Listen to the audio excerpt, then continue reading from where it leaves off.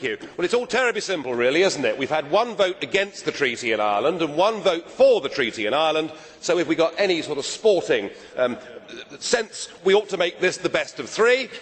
But the difference is that with the third referendum, let's make it a free and a fair referendum, because what has happened in Ireland most certainly is not that. In fact, I hope you're all very proud of yourselves, because what you've done is you've taken the littlest boy in the playground, got him into the corner and given him a good kicking. This is a victory for the bully boys, it's a victory for big money, and it's a victory for bureaucrats. The whole thing was a travesty. Oh, so you respect this vote, do you? You didn't respect the last vote, did you? The European Commission poured in millions of pounds of taxpayers' money to back, well, pounds, euros, it doesn't matter. Well, it does in our case, because we've still got the pound, thank God. But you poured in millions. Something like a factor of between 10 and 20 to 1 was the outspending of the yes side to the no side.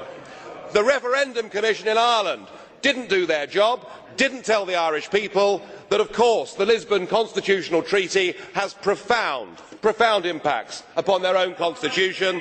And perhaps worst of all, the Broadcasting Commission in Ireland changed the rules, so there wasn't equal coverage for the yes and the no side.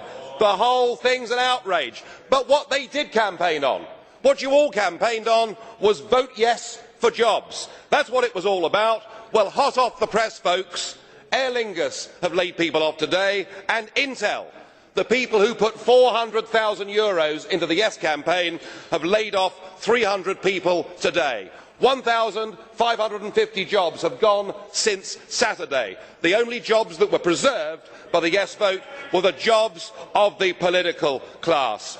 I suspect that it's all over. I suspect that for Ireland, their period of independence will be a very brief one in their history. I don't think that President Klaus will be able to hold out. I hope that he does. He's a fine and brave man. But it looks like we've got the victory of bureaucracy over national democracy. In historical terms, I think Britain now finds herself very alone, perhaps as she was back in 1940. But there is a real debate. There's a real debate here. What is the point of having a Conservative Prime Minister if Mr Blair becomes the overlord? What's the point of a Foreign Secretary if we've got an EU Foreign Secretary with his own diplomatic service? What is the point of any of it?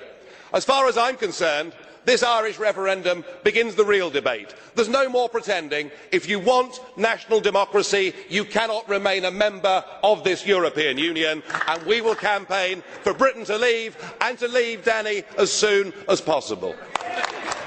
Well, please. Thank you, Mr. Nigel Farage.